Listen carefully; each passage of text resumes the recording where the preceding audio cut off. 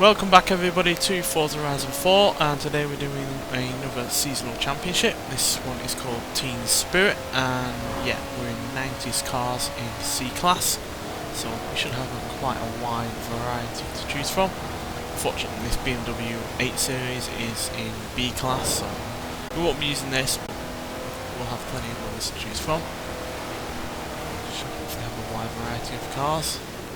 Always a good thing, and I've completely missed my braking zone again. This time I have the excuse of it being snowy, so it's not my fault. Right, let's see what we're going to be getting in. There's a lot of people coming to watch this winter seasonal, you know. Go and give them a show. I always do. Right, so we get to choose from the likes of a Bentley Turbo R, BMW M3, a Chevrolet Impala Supersport. Just those three cars alone are incredibly varied. And then a Ford Racing Puma, Ford SVT Cobra R, an Escort RS Cosworth, a pair of GMCs, which are essentially the same, but the Cyclone is a little bit quicker.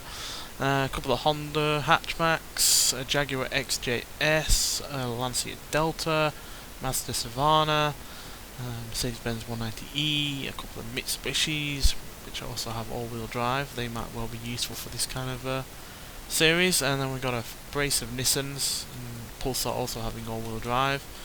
Peugeot 205 Rally, a Renault Clio Williams, a Subaru Legacy RS, again all-wheel drive, just like these two Celicas, and then a Supra, which is rear-wheel drive, and then a couple of front-wheel drive Volkswagens. And finally an estate car from Volvo. So yeah, a wide variety of cars there. We've got this estate car from Volvo, we've got a bunch of hot hatchbacks, we've got rally inspired cars, we've got luxury cars, we've got saloon cars, we've got coupes, we've even got a couple of a pickup and an SUV. So yeah, a brace of cars there to choose from. But since yeah, I have not been in it in a while on this game, we're going to get in the Jaguar XJS. It's got a 5.4 litre V12 engine, producing 299 horsepower and 318 pounds-feet of torque, which is quite a lot, but it does weigh obviously nearly 4,000 pounds, and it is only rear-wheel drive. So yeah, might well struggle with the snow, but it's going to be fun nonetheless to see what it can do. And yeah, if you know why I've got it in this colour, then post down in the comments. It's fairly obvious why I do, but just to see if anyone else gets a reference. And yeah, let's get started. So yeah, huge amount of power in this car.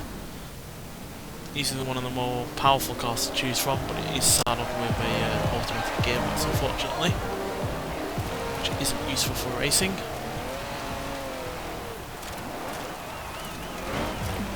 Let's see what we can do with some all-wheel drive as well. Some of the snowy conditions we're dealing with.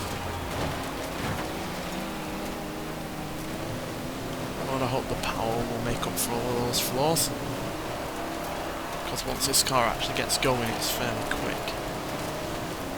Just needs to get into the stride of things, going for the gears and whatever, and then it probably is allowed to unleash its mighty V12 engine. We're already in fourth, which isn't bad for a extremely large car like this. Especially since we're up against mostly cars that are far more agile than we are.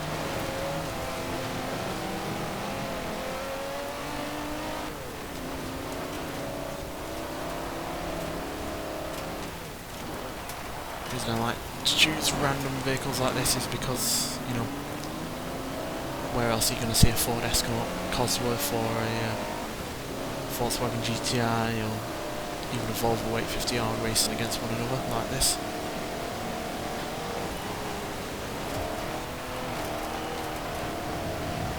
Luckily this is lapped, so I can hopefully learn from my first lap and gain that all-important first place position.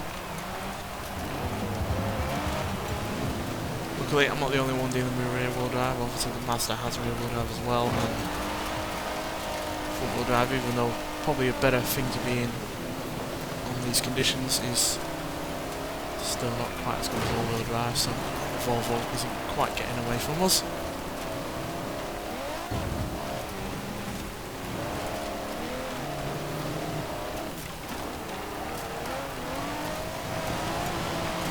Unfortunately it doesn't seem to be all that much in the way of straights.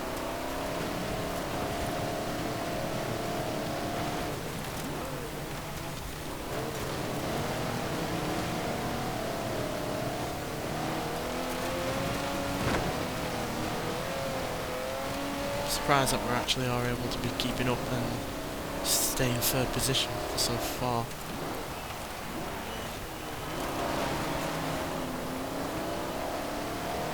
Much better out of that corner this time round.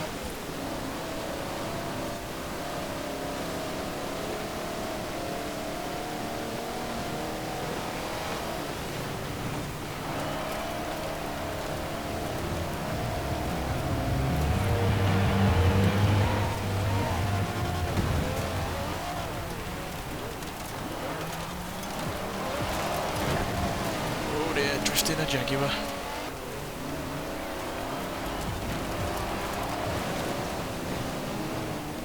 Yeah, this is slow but fun. Really didn't expect to be doing this today. Being in a big gold Jaguar while trying to race an Escort and a Volvo.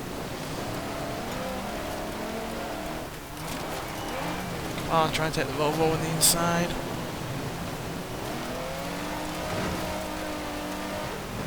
Slipping and sliding all over the place.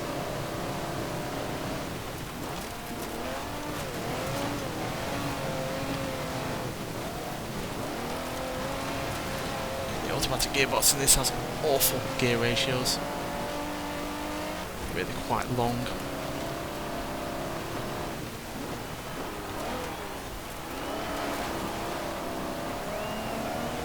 But I do love the fact that a car like this is on this game. Never had this car before in a previous Forza game, I don't think. But to be able to, you know, race it against these kind of vehicles that we're racing against on a snowy circuit is, yeah, really what this game is all about. But there we go, first place position. It took a while to get there, but first place position is what we needed, and it gives us the all important 20 points. Volvo came in second, and the Escort surprisingly came in third. With a Mazda RX-7 in fourth and another Escort in fifth. The Escort seems to be one of the more popular vehicles on this championship so far. But yeah, nonetheless, let's get on to the second race. So the XJS proving to be better than expected, to be honest, even though it was struggling for some time on that race. So let's go for something a little bit more suitable. What to choose? I'm tempted to go for the Supra. I know I said sensible, and it is a rear-wheel drive car with, yeah, a fair decent amount of power going through those rear wheels, but it is lighter than the XJS. It is better in terms of handling and acceleration, and it's still got a reasonable amount of speed as well. Yeah, let's go for it. I know it's another two-door coupe with, you know, more of a mine in terms of its luxury potential more than anything else, but it's another car that I really enjoy driving, and it's another one of my favourites on this game. So let's see what it can do. It's higher revving than the Jaguar, clearly. Yeah, it certainly doesn't weigh as much, which is one reason why it handles better.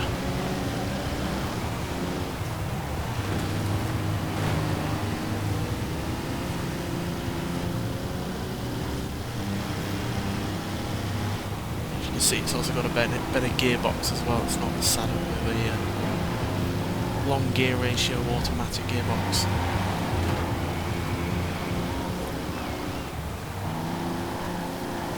So it turns in a far better as well.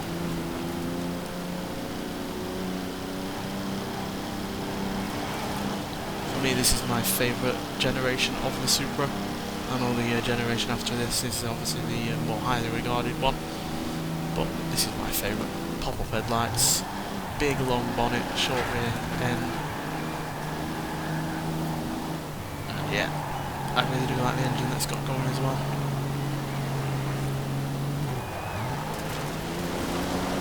Oh, another Jaguar is up front, racing against an MX-5 and a VW Corrado.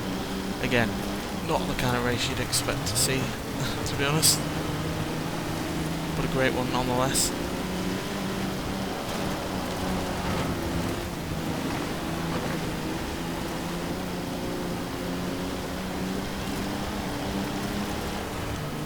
dust fellow Japanese rear-wheel drive car.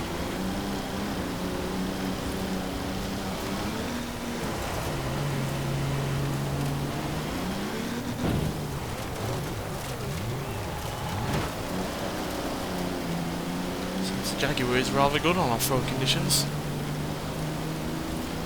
especially when they're not snowy and icy like they were before.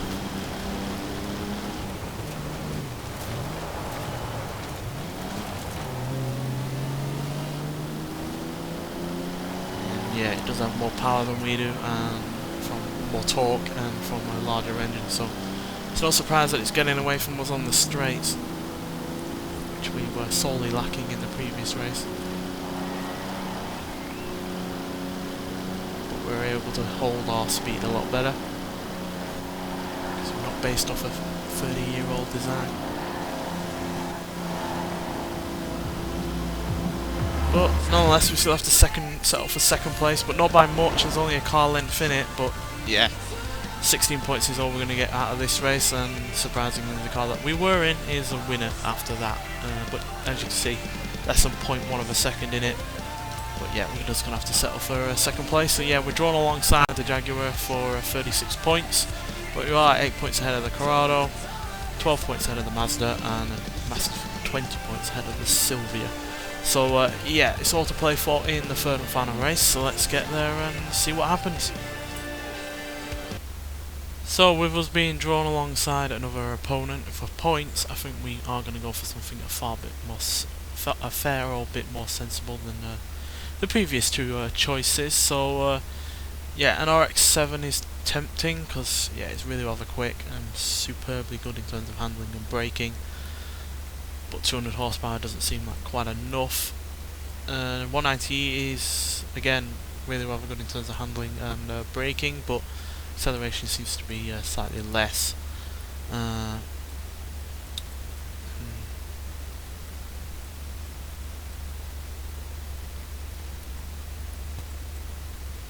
tempted by the Pulsar, but I feel like we've been in that a fair old bit in recent times.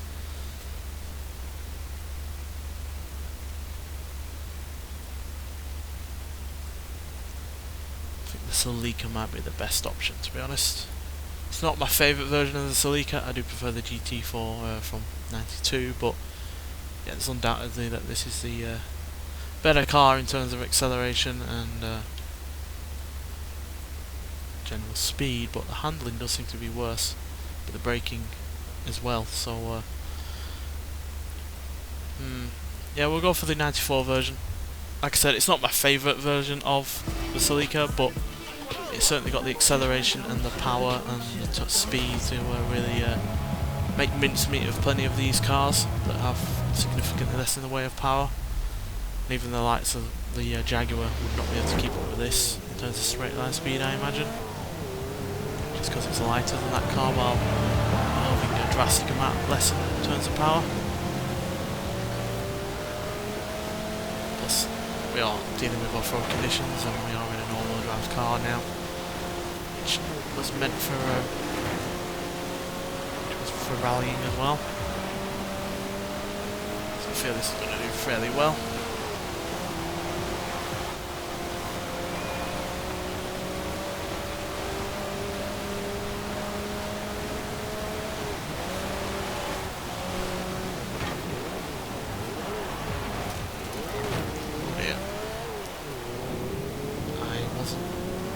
Either hard enough on the brakes or I was, and the car just couldn't stop.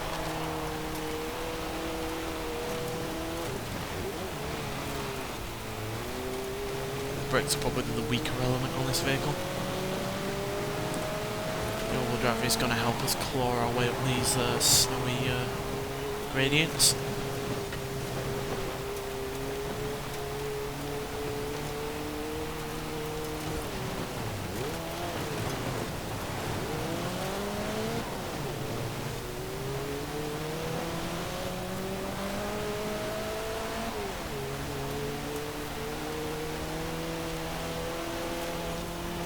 The Subaru is keeping ahead of us.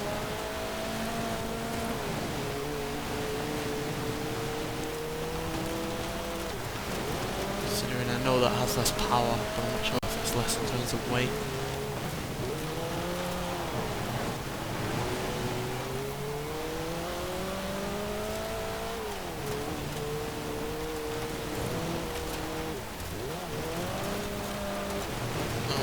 It's way too much understeer there going into that corner.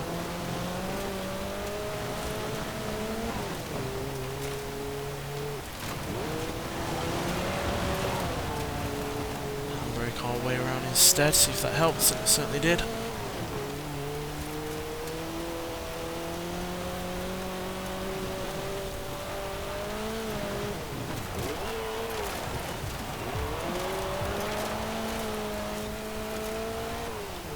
Drifting around these corners seems to be a far more advisable thing to do, it seems.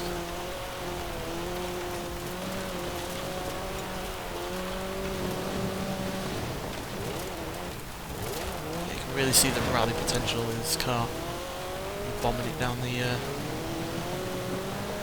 other side of this mountain.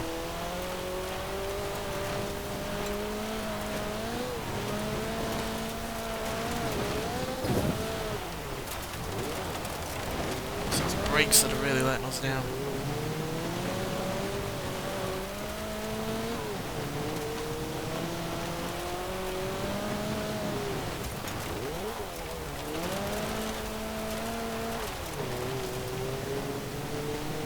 Water.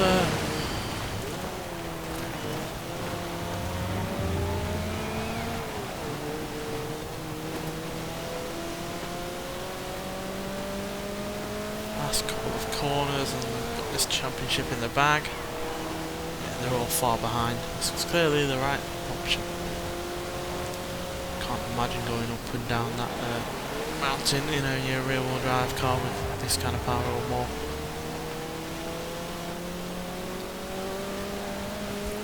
Subaru has gained some ground there, but not enough to win. And there we go. Second win of the championship, and another 20 points in the bag with a more than 1 second lead, and yeah, 56 points overall. 4 points ahead of second, 14 points ahead of third, massive 24 points ahead of fourth, and another 30 points ahead of fifth. So yeah, there we go. It was a more well, it seemingly was a more Japanese orientated top 5 there. Only one car not from Japan in the top 5, and pretty much every car from Japan being well, all cars from Japan in fact being above 7th place. So yeah, there we go. I really have a fun championship there. I like the fact that it was just a decade in a certain class. It threw up far more in the way of a variety of cars, because we had a Jaguar, and then we had a Toyota Supra, and then we had a Toyota Celica, and yeah, then obviously we were racing against an even wider variety of cars than what we chose. So yeah, cracking championship, and it all helps get towards any of the cars that you want to win on the festival playlist, none of which I am interested in because I already have them. But if you haven't already, then yeah, doing these championships is a big way of getting towards that 50 or 80%. But nonetheless, thanks for watching, and I'll see you in the next one. Bye.